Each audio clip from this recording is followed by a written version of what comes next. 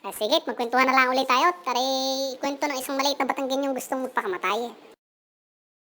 Di nga'y gustong magpakamatay, di gusto magpalakas loob muna at nagpasok ng bar.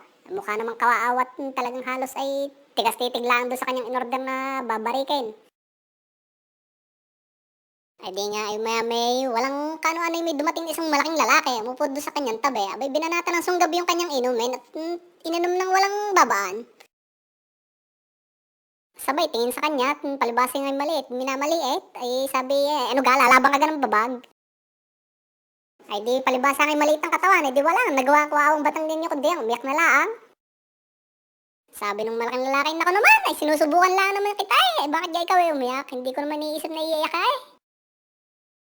At saka hindi ko kayang makakita ng isang lalaking naiyak, ay bakit baga?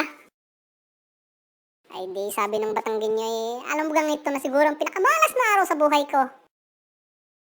Pakiramdam ko'y wala na akong ginawang tama, lahat na lang ng aking gawin ay hindi na ayon sa aking kagustuhan. Kanina ay nakatulog ako ng mahimbing at nang magising ako kanina ay huli na pala ako sa aking napakahalagang meeting, kaya naman ako'y tinanggal ng aking boss sa aking trabaho. Hala, ay di wala na akong nagawa kundi ang umuwi. Ay pagdating ko sa parking lot, napag-alaman kong nakarna pala yung aking sasakyan. Ay Diyos ko, ay hindi ko pa naikuha ng insurance, ay di wala man lang akong pagbabawian, paano ba gayon? Dahil sa wala nga akong kutse, ako'y nagtaksin pauwi. Kung bakit baga naman sa talagang kamalasan ng buhay ko, ay naiwan ko pa yung aking karta moneda kung saan naroon lahat yung huling sweldo ko.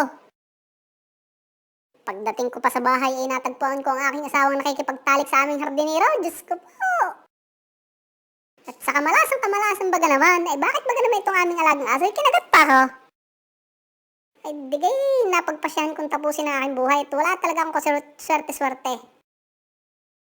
Alam mo, kaya naisipan ko pumunta sa bar na ito para uminom upang magkaroon ng lakas ng loob para tapusin ang aking buhay.